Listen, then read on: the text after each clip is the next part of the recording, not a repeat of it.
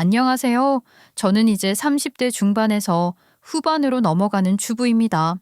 주부라는 평범한 말로 저를 표현해도 될지 잘 모르겠습니다.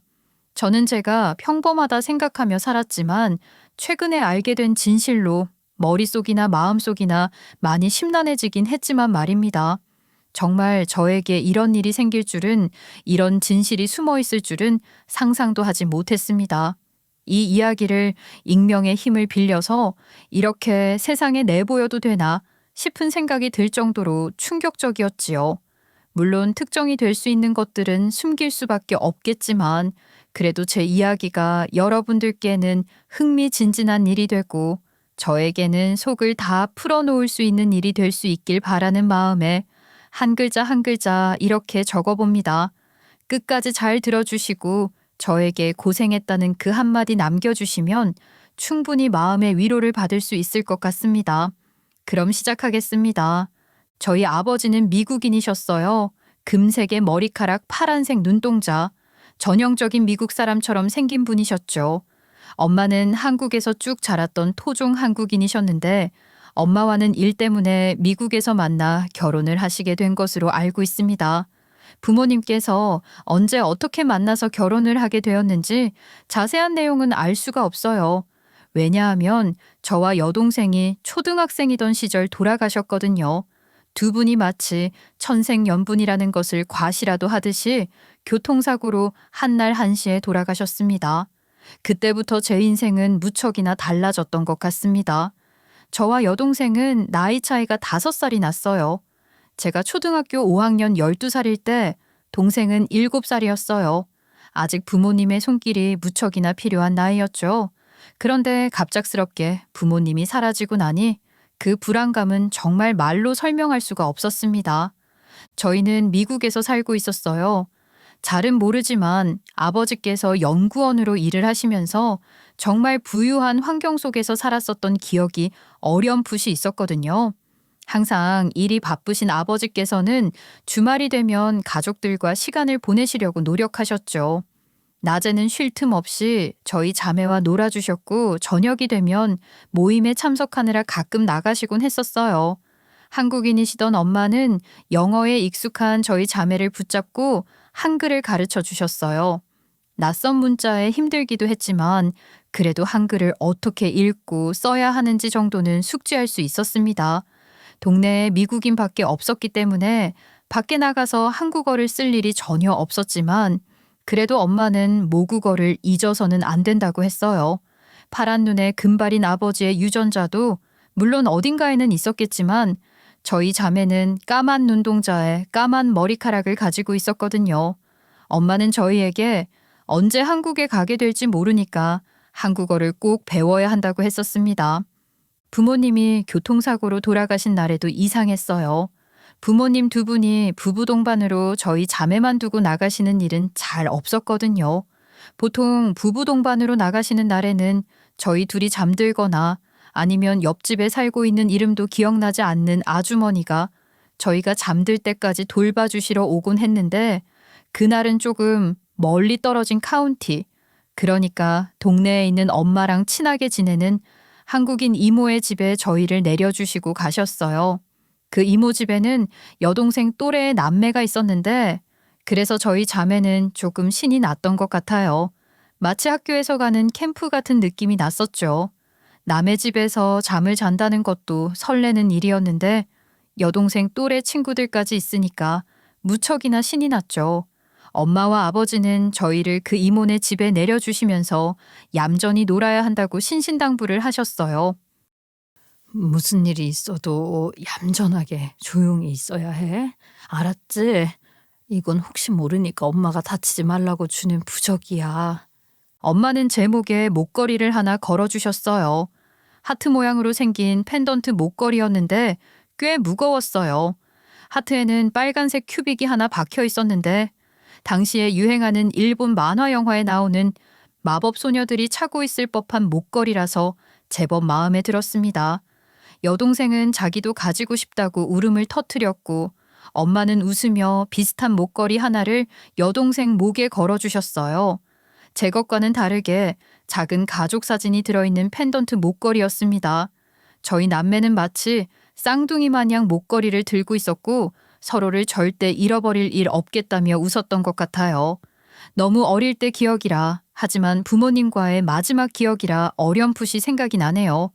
그렇게 그날 밤 신나게 놀다가 잠이 들었고 다음날 저희를 데리러 와야 하는 부모님은 교통사고로 돌아가셨다는 이야기를 듣게 되었죠. 앞으로 영경 저희를 데리러 올 수 없다고 하셨어요. 여동생은 그 의미를 잘 이해하지 못했고 저는 눈물이 쏟아져 내려왔습니다. 마지막 작별이 너무 가벼웠던 것 같아서요. 그때부턴 어지러운 일들이 계속되었어요.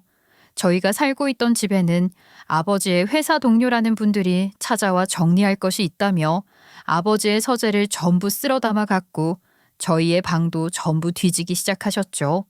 그렇게 저희 자매는 집에서 쫓겨나게 되었어요. 살고 있던 집도 아버지 회사에서 해주신 집이었다고 하더라고요. 갈 곳이 없었던 저희는 한국인 이모네 집에서 며칠을 울며 지내다가 비행기를 타고 생전 처음으로 한국이라는 나라에 떨어지게 되었습니다. 그곳에서 만난 외가 식구들은 차가웠어요. 까만 머리, 까만 눈동자를 가지고 있었던 저희 자매였지만 큰 눈에 짙은 쌍꺼풀, 백인만치 하얀 피부에 요목조목 미국인 아버지를 닮은 외모에 차별을 받게 되었습니다. 그 동네 친구들도 저희 자매를 신기해했고 처음에는 다가오는 친구들도 많았지만 금방 흥미를 잃고 사라지게 되었어요. 한국말이 서툴렀던 저와 동생은 의사소통이 원활하게 이루어지지 않아 입을 다물었고 저희를 맡아주신 엄마의 오빠, 그러니까 저희 자매에게는 외삼촌이었던 분은 저희를 귀찮아하셨어요. 매일같이 돈 벌어먹기도 힘들어 죽겠는데 짐덩어리 둘을 더 맡게 되었다면서 저것들을 어디로 내쫓아버리냐고 성질을 부리셨습니다. 그렇게 12살에 한국에 와서 17살이 될 때까지 5년 동안 외삼촌 집에서 눈칫밥을 먹다가 제 나이 17살에 외삼촌께서 암투병을 하시게 되었고 병원비에 약값에 가족들 생계까지 더 이상 저희를 맡아줄 수 없다면서 집에서 나가라 하셨습니다. 사실 그 암투병이 진짜인지 가짜인지도 모르겠어요. 저와 여동생은 그렇게 외삼촌이 구해주신 아주 작은 다세대 주택에 딸려있는 반지하 단칸방에서 생활을 하게 되었습니다. 그때부턴 정말 정신없이 동생을 보살피겠다는 생각밖에 못한 것 같아요. 고등학생 1학년이던 저는 패스트푸드점에서 아르바이트를 시작했고 평일 주말 할 것 없이 돈을 벌어야만 했습니다. 12살이 된 동생을 집에 혼자 두고 아르바이트를 해야 한다는 것이 무척이나 마음에 걸리는 일이었죠. 그나마 일머리가 있어서 시급을 조금 더 받고 편의점으로 옮기게 되었을 땐 주말이면 동생을 편의점에 데려가서 옆에 앉혀놓고 숙제도 하고 편의점 폐기 음식들을 나눠 먹으며 그렇게 돈을 벌어 생활을 했습니다. 저는 힘들어도 동생만큼은 힘들게 만들고 싶지 않았어요. 저는 20살이 되고 대학 진학을 포기하고 돈을 벌기 시작했고 동생은 그런 저를 보면서 늘 미안해하며 공부를 열심히 했습니다. 동생은 저에게 유일한 가족이자 자랑이었어요. 학원도 제대로 보내준 적이 없었지만 늘 성적이 상위권이었고 저에게 고마움을 표현할 줄 아는 착한 아이였거든요. 저는 대학 진학을 포기한 뒤 고졸도 채용을 하는 회사에 수없이 많은 이력서를 넣었습니다. 돈을 벌기 위해선 아르바이트가 아니라 직장을 다녀야 한다는 생각을 꾸준히 하고 있었어요. 물론 대다수 면접에서 떨어지긴 했지만 그래도 저를 받아준 회사가 한 군데 있었습니다. 저희 사정을 딱하게 생각하신 사장님께서 저에게 가족 같은 분위기에서 열심히 일을 해보자고 채용을 해주셨어요. 제 예상보다는 박봉이었지만 너무나도 감사했었습니다. 하지만 사회에 있는 어른이 여태 저를 도와주셨던 어른들이랑은 다르더라고요. 저는 정말 철저하게 회사에서 이용만 당했습니다. 3년을 꼬박 채워 일을 하고 다른 회사로 이직을 하게 되었을 때 사장님께서는 저에게 배은망덕하다며 욕을 하셨어요. 고아년을 여태까지 보살펴 주었더니 배신을 한다면서요. 제가 이직을 하면서 알게 된 것은 그동안 제가 최저시급도 제대로 받지 못하고 일을 했었다는 것이었죠. 새 회사에 들어가서는 나름의 경력직이라 대우를 조금 챙겨받게 되었습니다. 어린 나이에 알면 얼마나 잘 알겠냐마는 제가 일머리가 좋았기 때문에 금방금방 적응을 할 수 있었어요. 우연치 않게 회사 사람들이랑 이전 회사에 대해서 이야기를 하다가 최저임금도 받지 못하고 추가 수당은 꿈도 꾸지 못했다는 말을 하게 되었고 다들 고용노동부에 신고라도 해야 하는 거 아니냐면서 이전 회사의 흉을 보게 되었죠. 그때 한 남자가 저에게 도움이 필요하면 도와줄 테니 고용노동부에 신고를 해보자는 이야기를 했어요. 그동안 못 받은 돈이 아깝지 않냐면서요. 하지만 저는 그렇게 하고 싶지 않았죠. 고등학교를 막 졸업하고 세상 물정을 몰랐던 저에게도 문제가 있다고 생각을 했으니까요. 그거 너무 가스라이팅을 당한 건 아니야? 당연히 일한 것에 대한 응당한 대가를 받아야지. 네가 부족한 건 회사에서 감당한 일인 거지. 네 몫이 아니야. 당연히 사회 초년생인데 실수를 할 수 있는 거 아니야? 그걸 감당하고 너를 채용한 건데 그걸 왜 네 월급에서 삭감을 해? 그 말은 저의 머리를 강타하는 말이었어요. 회사에서 그 몫을 전부 감당하겠다고 저를 채용한 건데 제가 왜 눈치를 보고 월급을 덜 받아야 했던 건지 그렇게 저는 그 남자 동료의 도움으로 그동안 받지 못했던 임금에 대한 부당 신고를 하게 되었고 저에게 은혜도 모른다던 이전 회사 사장님께서는 더 큰 문제가 생기기 전에 합의를 하자고 하시면서 저에게 밀린 임금을 주셨습니다. 3년간 모인 추가 수당은 꽤 큰 돈이었어요. 그 돈으로 일부는 적금을 부었고 일부는 여동생의 학원비, 남은 돈으로 저를 도와준 그 남자 동료의 선물을 사고 밥을 먹게 되었죠. 아무것도 모르는 저에게 도움을 주셔서 감사하다고 그렇게 인사를 드리는데 술을 한잔 하자고 하시더라고요. 술을 잘 마시는 편은 아니었지만 거절하기가 좀 그래서 술을 한잔 하게 되었는데 제 손을 덥석 잡는 게 아니겠습니까? 그러더니 저에게 진지하게 말을 하시더라고요. 이런 말 부담스럽게 들릴지 모르겠지만 나 사실 제인 씨에게 관심이 있어. 나랑 만나볼 생각 없어? 저보다 나이가 6살이 많은 남자 동료였기에 전혀 생각을 해본 적 없었던 말이었어요. 제 나이 24살, 아직 고3인 동생을 지원해줘도 모자란데 연애라는 건 너무나도 사치로 느껴져서 거절을 하게 되었습니다. 제 사정을 대충 알아들은 남자 동료는 알겠다며 한 발 물러서게 되었어요. 그렇게 1년이란 시간이 더 지나고 동생이 대학에 입학을 하게 되었고 저는 회사 사람들과 잘 어울려 지내면서 열심히 돈을 벌고 있었죠. 동생은 늘 저에게 미안해했어요. 본인보다 똑똑했던 언니였는데 자기 때문에 대학도 못 가고 너무 미안하다고 하지만 저는 대학이라는 게 청춘과 같은 것이지 제 인생의 필수라고는 생각하지 않았어요. 동생에게 미안할 필요는 없다고 했지만 나중에라도 제가 꼭 대학을 갔으면 좋겠다고 말을 했었죠. 그렇게 저와 동생은 그렇게 기다리던 성인이 되었고 저는 쭉 회사 일을 보면서 동생에게 필요한 지원을 아끼지 않았습니다. 그리고 그 남자 동료는 부담스럽지 않게 제 옆을 맴돌았어요. 제가 조금이라도 부담을 느낄 것 같으면 한 발 멀리 떨어져서 저를 지켜보았죠. 그 마음이 상당히 지고지순하다 느껴졌어요. 이미 거절을 했음에도 불구하고 얼마나 저에 대한 마음이 짙으면 저를 포기하지 못하고 주변을 맴돌까 싶어서 측은한 마음이 살짝 들기까지 했죠. 동생도 대학생이 되었는데 제가 동생에게 덧없이 얽매여 있을 필요도 없다는 생각을 하게 되었어요. 하지만 아직 동생에게는 필요한 것이 많기도 했죠.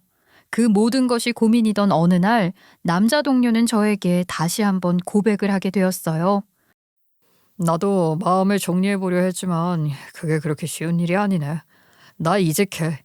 이번에 대책에 차이면 두 번 다시는 앞에 나타날 일 없을 거야. 아직도 나를 만날 여유가 전혀 없어? 이제 동생도 대학 생활에 적응을 했고 2학년이 되니까 스스로 돈도 벌어보겠다고 알바도 하더라고요. 제가 너무 물가에 내놓은 어린아이처럼 생각을 했었나 봐요. 저 이제는 여유가 좀 있는데 그럼 저 한번 만나보실래요? 그렇게 5살이라는 나이 차이를 극복하고 저희는 연애를 시작하게 되었습니다. 그리고 연애를 시작한 지 3개월 뒤 남편은 이직을 하게 되었어요. 저에게 대차게 차이면 2번 다신 눈앞에 나타날 생각이 없을 거라더니 진심이었나 보더라고요. 저희는 회사가 끝이 나고 혹은 주말에 데이트를 하면서 시간을 보냈습니다. 저희 집안 사정 이야기를 아는 남편은 제 여동생에게도 정말 헌신적으로 잘해주었어요. 10살이라는 나이 차이가 나는 사이라 용돈도 늘 볼 때마다 챙겨주고 본인을 형부라고 편안하게 불러도 된다며 넉살을 부리기도 했었죠. 저는 가족이라고는 동생밖에 없었기 때문에 빨리 가정을 이루고 싶다는 생각을 하게 되었어요. 여동생이나 저나 매번 느끼는 부모님의 빈자리를 제 가정으로 채워주고 싶었고요.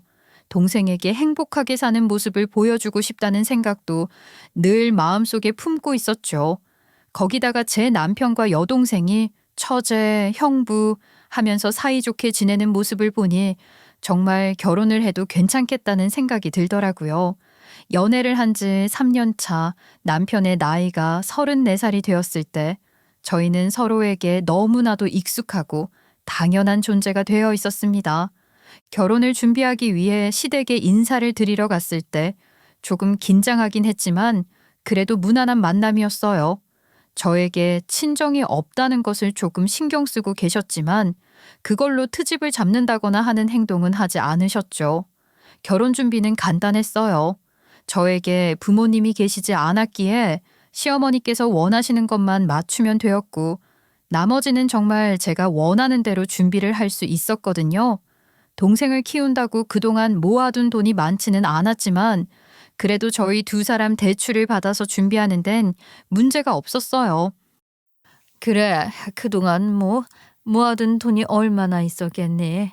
부모님이 계시지 않는 마당에 며느라가 네 돈으로 사돈처니 업어 키우고 대학까지 보냈다는 거 아니니? 대단하다, 대단해. 그 정도 생활력이면 더 볼 것도 없을 것 같구나. 이 돈 우리 아들 결혼시킬 때 쓰려고 모아둔 돈이니 가져다 써라. 저에게 1,000만 원이 든 통장을 딱 내미시는데 너무나도 감사했습니다. 남편의 손이 아닌 저에게 직접 주신 게 의미가 있다는 생각이 들었어요. 저를 며느리로 인정해 주셨기 때문에 이런 통장도 받아볼 수 있구나 싶었죠. 누군가에겐 큰 돈은 아닐지 모르겠지만 저에게는 무척이나 소중한 돈이었습니다. 그렇게 결혼식을 올리게 되었고 제 나이 30에 유부녀가 되었습니다. 딱 한 가지 마음에 걸리는 것이 여동생의 거처였어요. 처음에는 신혼집에서 당연히 같이 살 생각을 했었지만 시어머니께서 그건 별로 탐탁치 않게 생각하셨거든요. 그럼 사돈처녀는 어디서 지내니? 혼자 살 집은 알아본 거야? 네? 저희 신혼집에서 같이 지낼까 생각했었어요.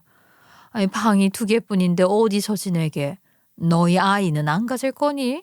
아무리 그래도 다 근처자가 신혼부부랑 같이 사는 건 좀 아니다 싶구나.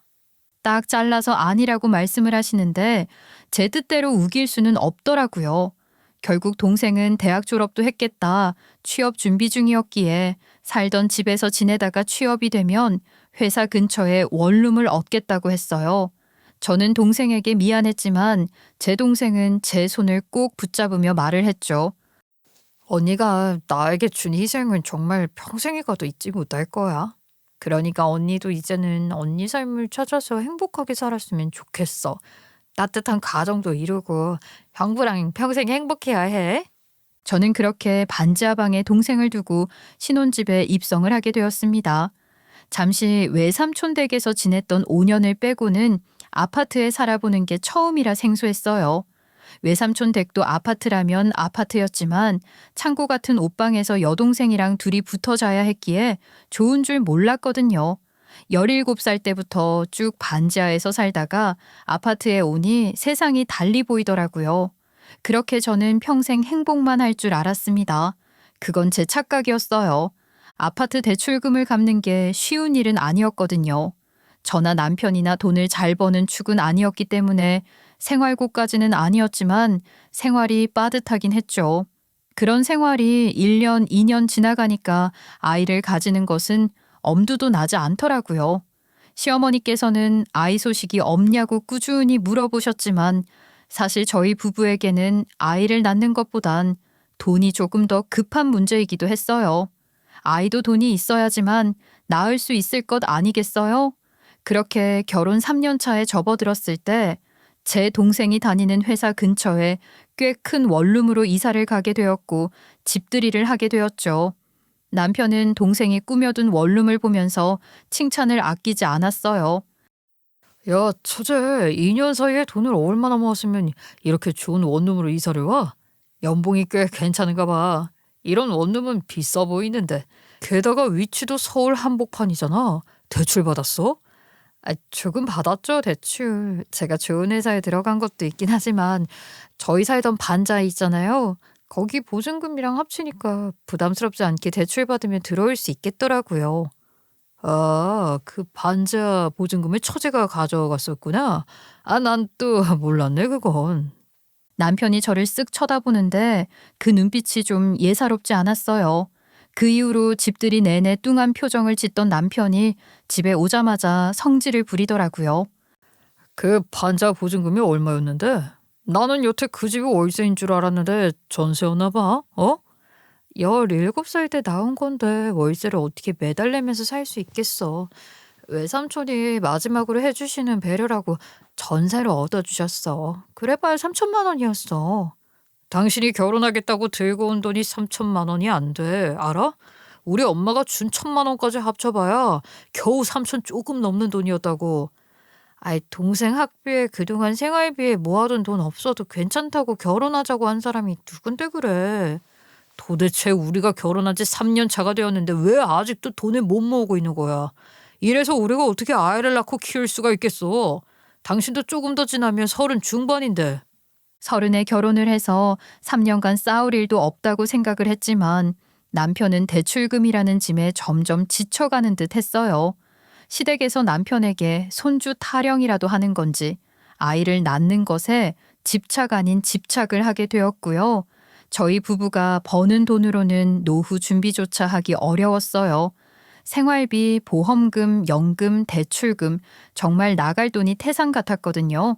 그러니 남편은 동생이 가져간 반지하 전세금이 탐이 났었나 봐요.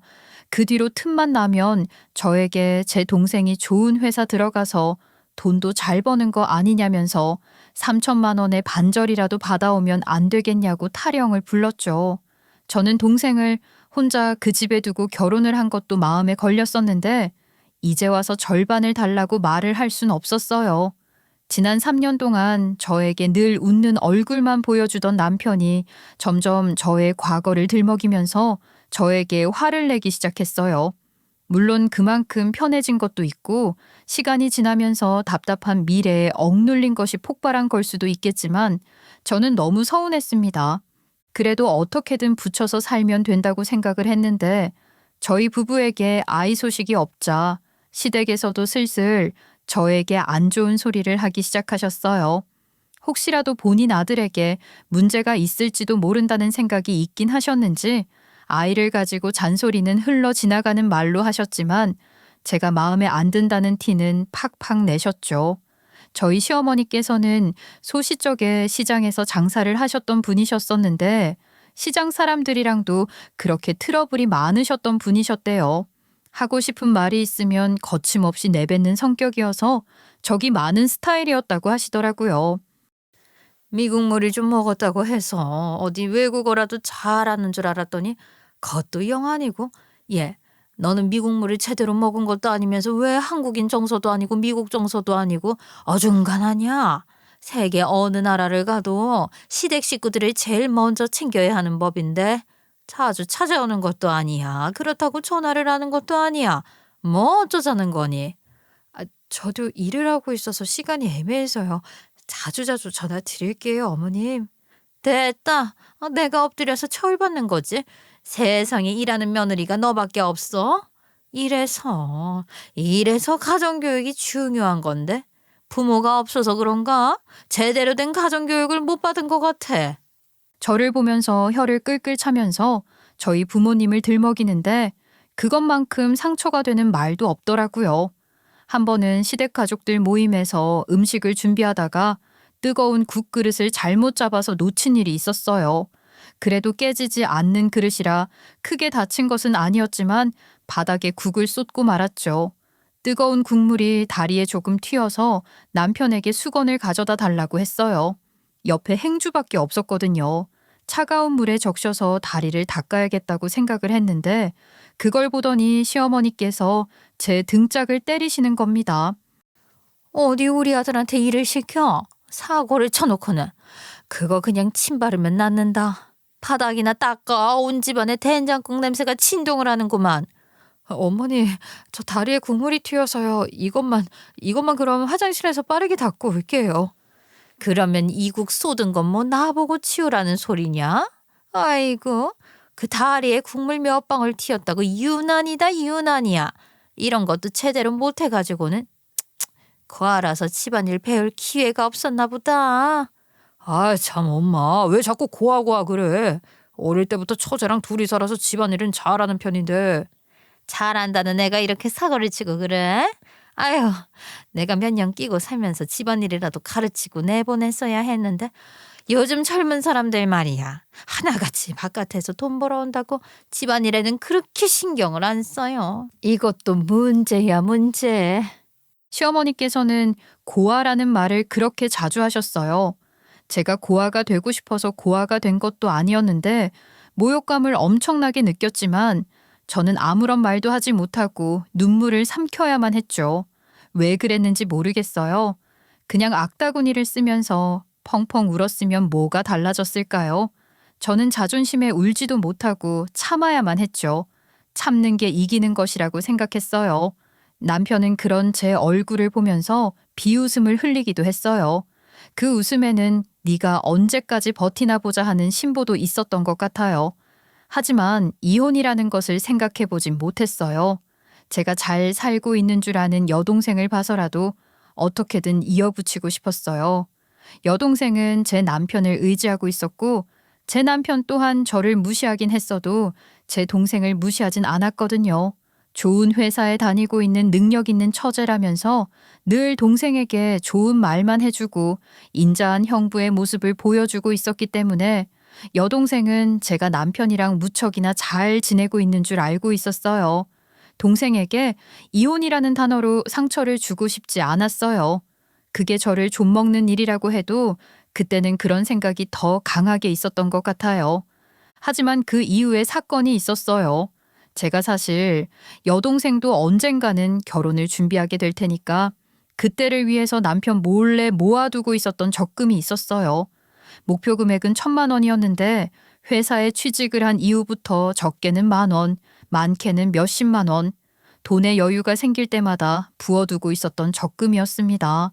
결혼 전부터 모았던 것이었기 때문에 남편에게는 그 돈에 대한 이야기를 따로 한 적이 없었어요. 통장을 옷장 깊숙한 곳에 숨겨두었었는데 남편이 저 몰래 비상금을 만든다고 구석구석에 돈을 숨겨 놓다가 그 통장을 발견하게 된 것입니다. 여보, 일로 와봐. 이 통장 뭐야? 여기에 무려 900만 원이라는 돈이 들어있는데 이거 무슨 적금이야? 그거 어디서 찾았어? 이리 내놔. 내가 20살 이후부터 조금씩 모아뒀던 돈이야. 이리 줘. 이 돈 뭐냐니까. 지금 나 몰래 따로 뒷돈 챙겨놓고 있었던 거야? 어? 부부 사이에 금전적인 것만큼 깔끔하게 오픈해야 하지. 당신이야말로 나 몰래 비상금 넣어두고 있는 거 모를 줄 알아? 그거 내 동생 결혼할 때 주려고 모아둔 돈이야. 처제가 당장 결혼한다는 것도 아닌데 이걸 20살 때부터 모았다고? 아니, 결혼할 때 뭐 얼마나 해주려고 900만 원이나 모은 건데, 어? 어머님도 나 결혼할 때 1,000만 원 주셨잖아. 그게 너무 감사했고 큰 선물 받은 것처럼 행복했어. 처음에는 결혼할 때 혼수 해주려고. 내가 유일한 친정 식구니까.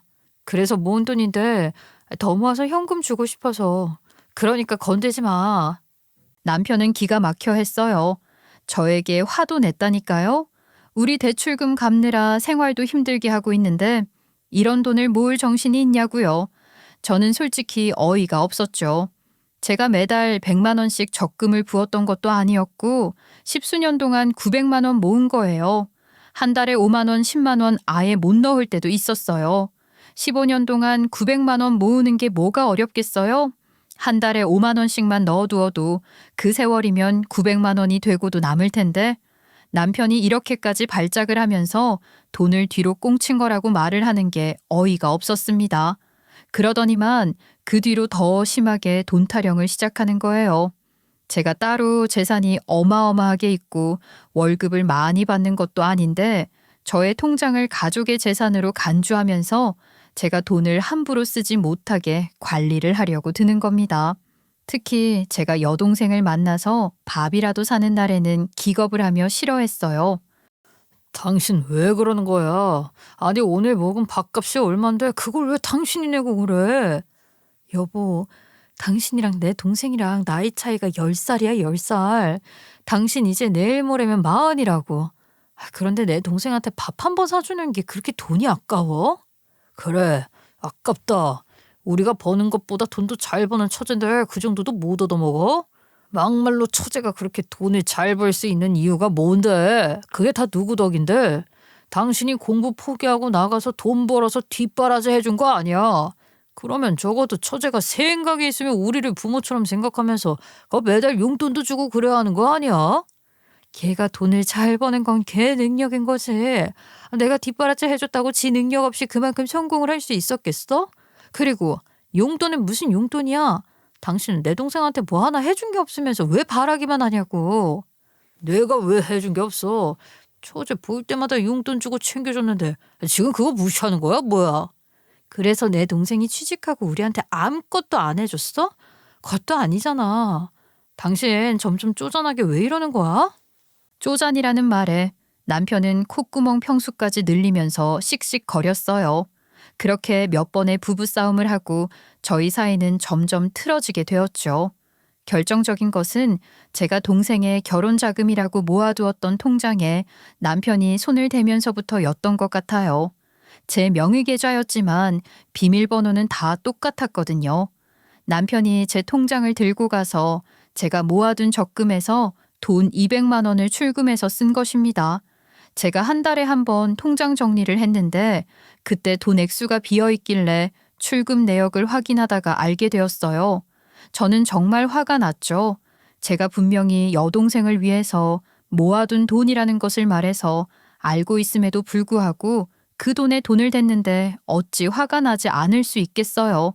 남편에게 따지고 들었더니 뻔뻔하게 말을 하더라고요. 돈이 좀 필요해서 썼어. 가족을 위해서 쓸 돈 아니야. 당신에게는 처제만 가족이고 나는 가족도 아니야. 우리가 결혼까지 하고 전부 다 공유를 하는 사이인데 당연히 내가 필요하면 쓸 수도 있는 거지. 얌체같이 혼자 모아두고선. 결혼 생활 몇 년 만에 남편이 이렇게 변하게 될 줄은 꿈에도 몰랐었던 것 같아요. 저는 점점 지쳐갔고 저의 아픔을 알아주는 사람은 없었죠. 동생에게는 짐이 될까봐 말을 하지 못했어요. 그런 동생에게도 남자친구가 생기게 되었고 저에게 자랑스럽게 소개를 시켜주었어요. 매제는 정말 번듯한 사람이었어요. 여동생이랑 같은 회사에 다니고 있었고 돈벌이도 무척이나 좋았죠. 둘 다 여유가 있어서 그런 건지 애티튜드라고 하죠. 태도도 정말 멋들어지고 좋았어요. 예의도 바른 청년이었고 무엇보다 사상이 건강한 사람이었습니다. 저는 매제가 무척이나 마음에 들었고 여동생을 정말 행복하게 안아줄 수 있는 사람이라는 생각을 하게 되었습니다. 그렇게 두 사람이 1년의 연애를 마치고 결혼식을 하겠다고 인사를 하러 왔습니다. 결혼이라니. 정말 내가 업어 키운 내 동생인데 결혼식 올린다고 하니까 얼마나 마음이 찡한지 모르겠어. 시원하기도 하고 섭섭하기도 하고. 그러게 말이야. 처제나 우리 마누라나 부모 없이 자라서 끈끈한 건 알아줘야 한다니까. 둘이 결혼하고 나서도 자주자주 찾아오고 그래야 해. 우리 마누라가 처제를 끔찍하게 생각하니까 좀 피곤할 수도 있긴 한데 이해해줘야 해. 평생 둘밖에 모르고 둘만 가족인 것처럼 살았는데 그 정도는 이해할 수 있지. 남편이 대인배처럼 이야기를 하지만 그 말이 거슬리더라고요. 둘밖에 없다, 부모 없이 자랐다.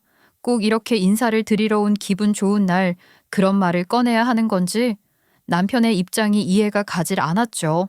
여동생과 매제도 조금 단어 선택이 불편했던 건지 억지로 웃어 보이는데 창피해서 쥐구멍에 숨고 싶은 심정이었어요. 당연히 모든 걸 감싸 안고 살아야죠.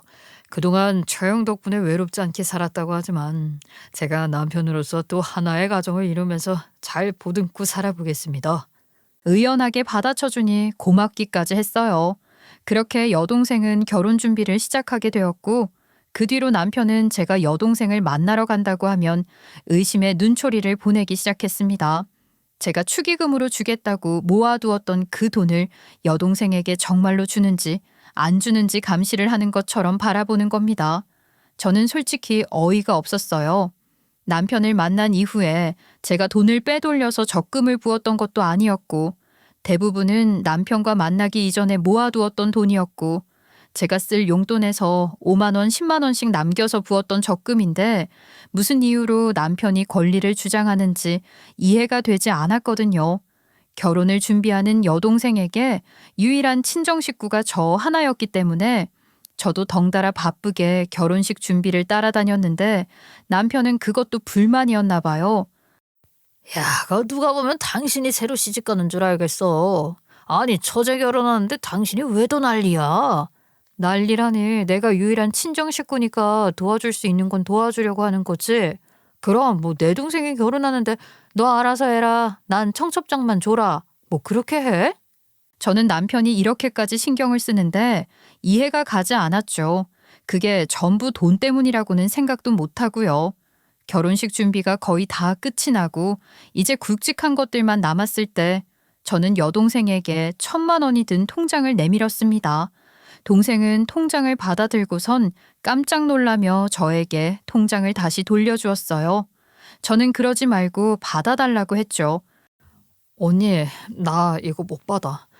그동안 언니가 나를 위해서 얼마나 큰 희생을 치렀는지 다 알고 있는데 이 돈까지 어떻게 받아? 형부도 싫어할 거야. 언니, 언니를 위해서 썼으면 좋겠어, 제발. 나 결혼할 때 친정이 없어서 참 눈치 보였었거든. 우리 시어머니가 나한테 1,000만 원이 든 통장을 줬을 때 나도 내 동생 위해서 그런 친정 식구가 되고 싶다는 생각했었어.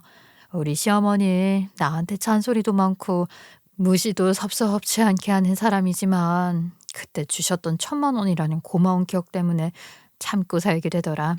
그러니까 너도 이 돈 받아서 결혼식 준비하는데 보태 쓰고 친정 부모님이 주시는 거 다 하는 생각으로 받아줬으면 좋겠어. 여동생은 울었어요. 원래도 울보였지만 사회에 나와서부턴 우는 일이 거의 없었는데 저를 붙잡고 너무나도 고맙다고 펑펑 울더라고요. 그 울음에 저도 코끝이 찡해졌어요. 하늘에 계신 저희 부모님이 저희 자매를 지켜보고 있다면 우애 좋게 정말 잘 컸다고 칭찬을 해주시지 않을까 생각하면서요. 같이 둘밖에 모르고 살면서 부딪히는 일도 많고 서로 말조차 섞기 싫을 정도로 대판 싸운 적도 있었지만 그래도 서로를 이렇게 생각하면서 컸다는 걸 자랑스러워 하실 것 같았어요. 그렇게 1,000만 원이 든 통장을 주고 나니까 마음의 짐을 털어놓을 것처럼 홀가분하더라고요. 언제 이 돈을 우리 동생에게 전해줄 수 있을까? 마음 한구석에 남는 게 있었거든요. 제가 결혼을 할 적에 동생을 그 반지하에 두고 와야 했었던 것, 친정이 없어서 서름을 꾹 참아야 했던 것까지 제 동생은 겪지 않았으면 하는 일이었어요. 그렇게 돈을 전해주고 집에 돌아왔죠. 며칠이 더 지나고 주말에 남편이랑 집 청소를 하고 있는데 갑자기 남편이 큰 소리를 내더니만 저를 부르더라고요. 무슨 일인가 싶어서 갔더니만 씩씩거리면서 삿대질을 하며 옷장을 가리키는 것이 아니겠습니까? 야, 옷장 깊숙한 곳에 숨겨뒀었던 네 통장 어디 갔어? 무슨 통장? 아, 내 동생 결혼식 때 준다고 모아두었던 돈? 그거 동생 줬지. 며칠 전에 만났을 때. 아니, 그 돈은 신경 안 쓰기로 했잖아. 누구 마음대로 신경을 쓰고 말고를 정해. 내가 그 돈 우리 가족 위해서 쓰자고 했지.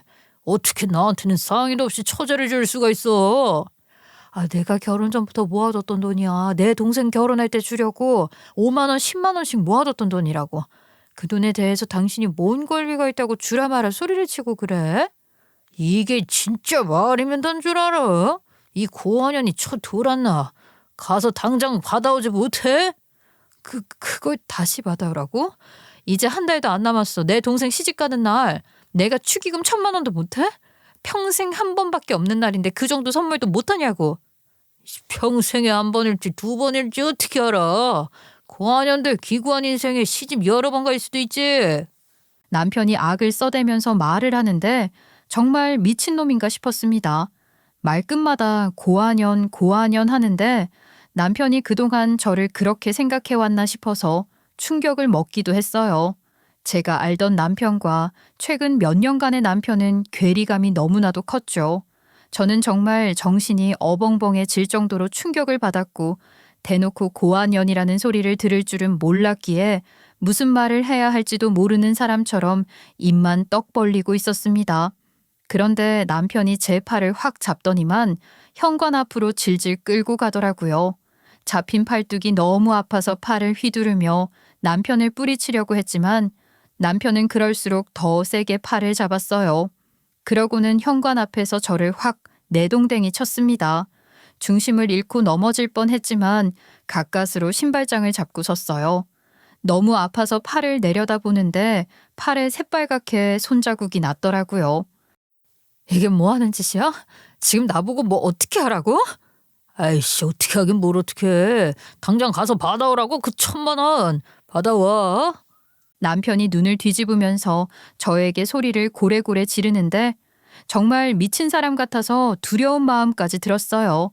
위협적이기도 했고 그 모습을 보신 분들이라면 저처럼 전부 다 공포를 느끼셨을 거예요. 빨리 이 집을 탈출해야지만 살 수 있을 거다 하는 생각이 들었어요. 뒷걸음질을 치면서 현관 문고리를 잡으려던 그 순간 초인종이 띵동하고 울렸습니다. 집에 찾아올 사람이라고는 여동생밖에 없는데 현관문 앞에서 이 소란을 일으켰으니 밖에 있는 여동생도 다 들었을 거란 생각이 들면서 머릿속이 하얗게 변하더라고요. 그래도 이 집구석에서 탈출을 하려면 여동생의 도움이 필요할 것 같았습니다. 힘을 주어 문고리를 돌리자마자 등 뒤에서 사람들이 우르르 들어오기 시작했어요. 거의 5명 정도 되는 까만색 양복을 입은 남자들이 저를 에워싸기 시작했습니다. 뭐야? 당신들 뭐냐고? 뭔데 남의 집에 우르르 몰려들어와? 그러자 그중에 제일 앞장서 있던 키가 큰 남자가 저를 내려다보면서 말을 하더라고요. 영문을 모른 저는 눈만 깜빡였어요. 저희는 미국 엔사에서 고용한 경호팀입니다. 제인 하워드 씨 맞으십니까? 한국에서는 이재인이라고 엄마의 성을 따라 쓰고 있었지만 미국에서는 아버지의 성을 따라 제인 하워드라는 이름을 쓰고 있었어요. 12살 이후로 제인 하워드라는 이름을 들어본 적이 없었기에 조금 생소했지만 저를 정확하게 찾아온 것이라는 걸 알 수 있었죠. 제가 고개를 끄덕이니 5명의 경호원이 저를 둘러싸고는 안전한 곳으로 모시겠다고 말을 하는 게 아니겠습니까? 남편도 벙찌고 저도 영문을 몰라서 벙찌게 되었죠. 더 황당한 것은 현관 입구에 들어오지 못한 10명의 남자들이 더 있었다는 겁니다. 수십 명의 경호원이 저를 경호하겠다고 저희 집에 찾아온 것이었어요. 세상에 영화에서나 볼 법한 일을 제가 현실에서 겪고 있다는 것을 믿을 수가 없었죠. 잠깐만. 내 마누라를 지금 어딜 데려가겠다는 거야? 미쳤어? 이 사람들 다 뭐야? 당장 내 집에서 꺼지지 못해? 어? 이제는 안전하게 저희가 모시겠습니다. 일단 이야기를 들으시는 게 좋겠는데 저희가 마련한 거처로 가시는 게 좋겠습니다. 야, 너네 누가 보낸 사람인데 내 마누라를 어디로 데려가려는 거냐고. 당장 안 꺼져, 어? 박철원 씨, 더 이상 제인 하워드 씨는 당신의 보호 아래 있지 않을 겁니다. 당신이 개입할 수 있는 일도 아니고 권리도 없습니다. 그렇게 말을 하면서 저보고 집 밖으로 나가자고 하더라고요. 저는 떨리는 가슴을 애써 가라앉히려고 노력하며 그 사람들을 따라갔어요. 어디서 뭘 하는 사람들인지 위험한 사람인지 아군인지 몰랐지만 적어도 이 집구석에 있는 것보단 나을 거라는 생각이 들었습니다. 그렇게 경호실장이라는 사람을 따라가니 아파트 주차장에 까만색 커다란 세단차가 5대나 서 있더라고요.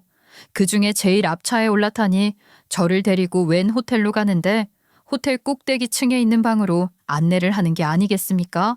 거기서 저는 아주 놀라운 사람을 마주할 수 있었습니다. 바로 제 여동생이었어요. 옆에는 매제도 함께 있었습니다. 이게 어떻게 된 일이야? 너는 여기 어떻게 와 있는 거고? 모르겠어. 그이랑 같이 결혼식 준비하느라 만나는데 이 사람들이 갑자기 같이 가자고.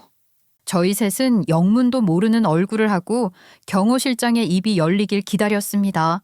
그러자 경호 실장이 아주 놀라운 이야기를 시작했습니다. 혹시 부모님께서 무슨 일을 하셨는지는 알고 계십니까? 스미스 하워드 씨요.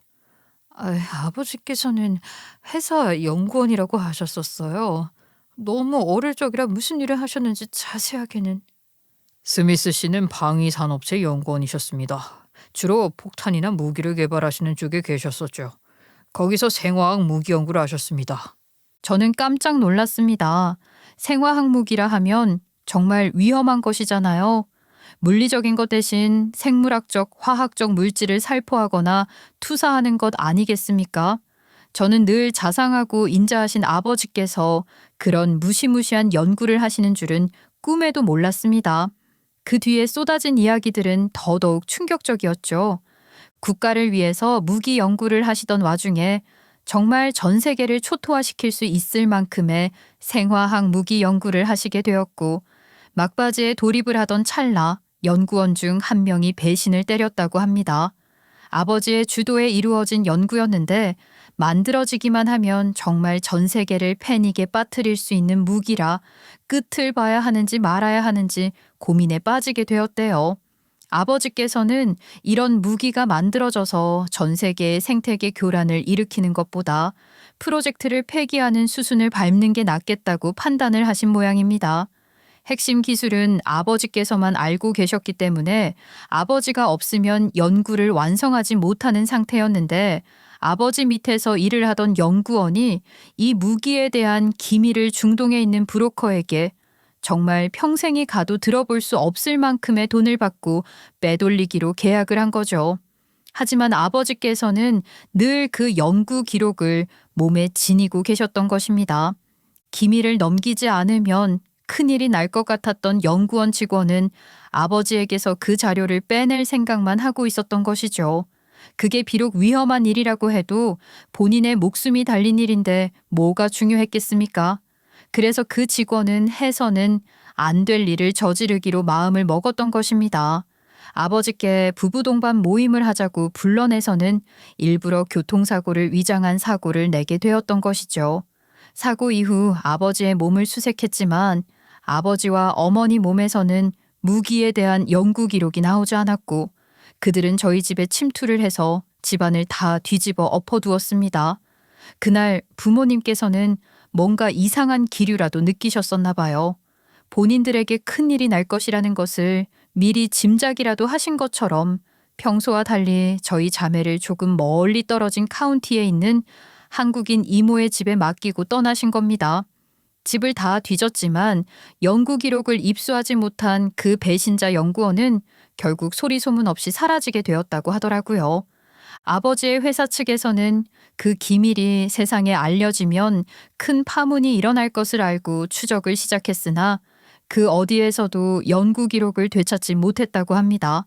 그 이후에 미국의 법이 개정이 되면서 생화학무기에 대한 금지법이 강화가 되었고, 그 과정에서 회사는 감사를 받게 되었으며, 감사 이후 그 연구 기록이 미완성된 기록이라는 사실을 알게 되었던 것이죠. 하지만 그 기술이 일부라도 공개가 되었다가는 요즘 같은 시대에 또 어떤 일이 벌어질지 몰라 추적을 시작하게 된 것입니다. 그러다가 저희 자매가 살아있고 한국에 가게 되었다는 사실을 알게 된 것이죠. 여기서 추적하는데 한 가지 문제가 생긴 겁니다. 저희가 미국에서 태어났으니 미국 국적을 가지고 있었는데 외삼촌과 살게 되면서 주민등록번호를 재부여받으며 한국인으로 귀화를 하게 되었고, 이름을 비롯한 모든 정보가 미국인이 아닌 한국인이 되면서 추적을 할 수 없게 된 것이죠. 거기다가 유일한 혈육인 외삼촌이 암으로 돌아가셨고, 저희는 어디서 뭘 하고 사는지 추적을 할 수 없게 된 것입니다. 한국에서는 아예 부모가 없이 호적에 달랑 둘밖에 없는 자매였으니까요.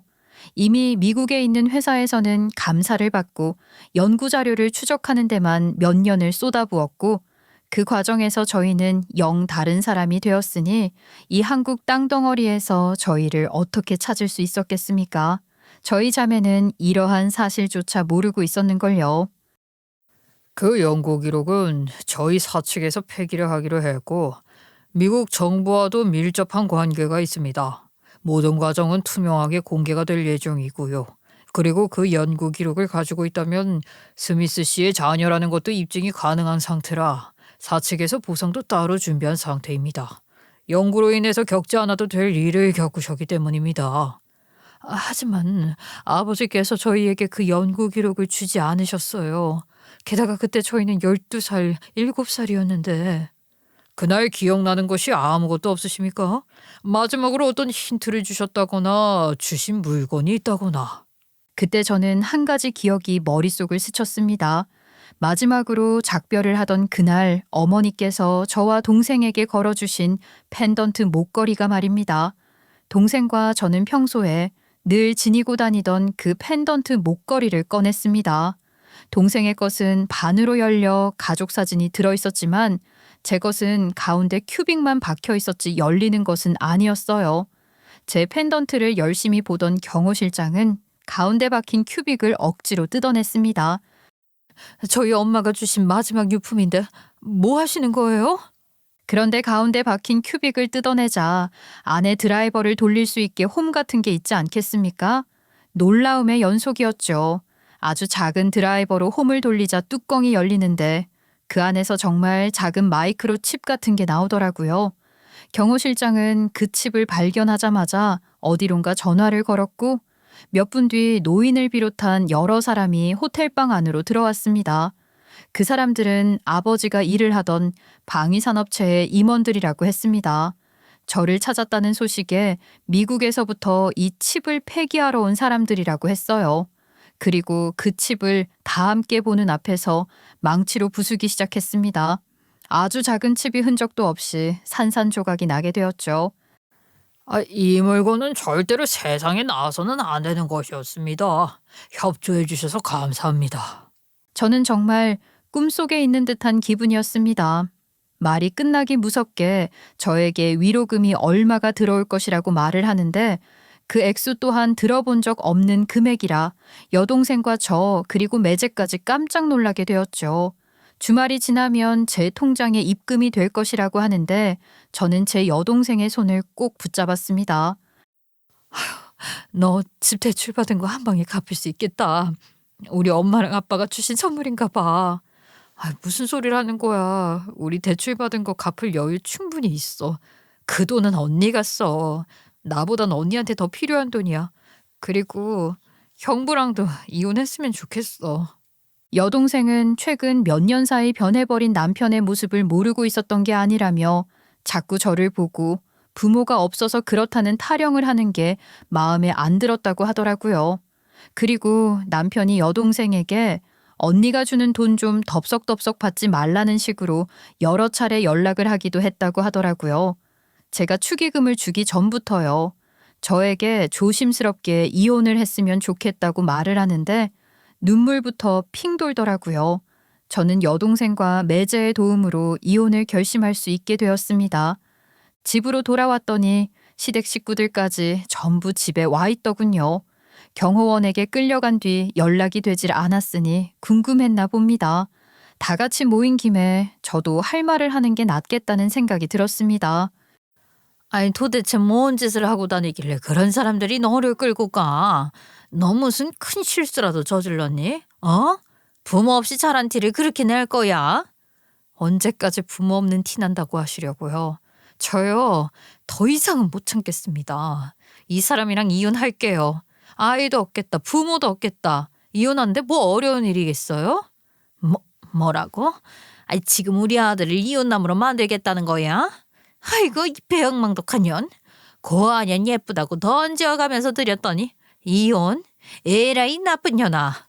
저에게 침이라도 뱉을 기세로 쳐다보던 시어머니께 당당하게 이혼을 하겠다고 말을 했죠. 부모 없다고 모욕하는 것도 제 통장에서 몰래 돈을 빼가는 것도 전부 이혼 사유가 된다는 거 모르시나요? 그 아주제 우리 집에 들어온 걸 감사해야 한다는 식으로 저를 가스라이팅 하려고 하신 것들 그거 전부 다 이혼 사유라고요. 저요 이혼할 겁니다. 제가 변호사를 선임해서라도 이혼할 거라고요. 제가 악을 바락바락 쓰니 처음 보는 모습에 놀라기라도 한 건지 시댁 식구들 전부 아무런 말도 못 하더라고요. 그 뒤로는 간단했어요. 제가 아버지께서 일하던 회사에서 받은 보상금이 있는 줄은 꿈에도 모르던 남편은 협의 이혼에 동의를 해주었고 집 대출금을 같이 갚고 있었기에 재산 분할도 공평하게 나눌 수 있었죠. 이혼 이후 약이 바짝 오른 동생이 전 남편에게 전화를 걸어서 어마어마한 보상금을 받은 언니 인생 새 출발할 수 있게 도와준 걸 감사하다고 앞으로는 얼굴도 보지 말자고 비아냥거렸죠. 어마어마한 보상금이라는 말에 전 남편이 저에게 연락을 했고 저는 당당하게 전 남편과 살 적에는 들어보지도 못한 명품백에 외제차를 끌고 나타났습니다. 제 모습을 본 전 남편이 입을 떡 벌리면서 손을 달달 떨더라고요. 또 무슨 보상금을 받았다는 거야? 어? 네가 그렇게 무시했잖아. 부모도 없는 고아년이라고. 우리 부모님께서 억울한 일을 당하셨다더라. 그래서 우리에게 보상금이 들어왔어. 너는 감히 상상도 못할 만큼. 너랑 이혼하고 속 편안하게 돈 쓰면서 사니까 이렇게 행복할 수가 없다야. 내 인생에서 제발로 꺼져줘서 너무 고마워. 물론 명품 가방은 빌린 거고요. 외제차도 제 차가 아니라 저희 매제네 누나 거였어요. 제가 사치를 하는 스타일은 아니거든요. 하지만 전 남편에게는 확실하게 보여주는 계기가 되었죠. 전 남편 아무런 말도 하지 못하고 제 행색만 둘러보는데 찌질해 보이더라고요. 그렇게 지 멋대로 저를 손바닥 안에 굴리려고 하더니만 된통 당한 거죠. 그 뒤로 전 남편은 저에게 연락을 단 한 통도 하지 않았어요. 그렇게 무시를 하던 제가 지보다 잘 산다는 걸 받아들이기 힘들었겠죠. 혹시나 질질 짜면서 들러붙으면 어쩌나 싶었는데 마지막 자존심은 있는 모양이었습니다. 이 일이 있은 지 벌써 7개월이 흘렀어요. 그 사이에 제 동생은 임신을 했고 저는 동생네 집 근처에 작은 투룸을 얻었습니다. 혼자 여유 있는 삶을 즐기니 마음이 넉넉해져서 그런가 살도 조금 붙었어요. 요즘은 동생네 부부랑 같이 주말에 놀러도 가고 평일에는 일도 열심히 하고 그렇게 제 인생 가꾸어 나가는 중입니다. 아직 40이 되기 전이니까 언제든지 열린 마음으로 좋은 사람이 나타나길 바라기도 합니다. 제 인생 아직까진 꽃밭이라 하긴 어렵지만 열심히 씨를 뿌려두었으니 곧 꽃이 피길 바라봅니다. 제 이야기 들어주셔서 감사합니다.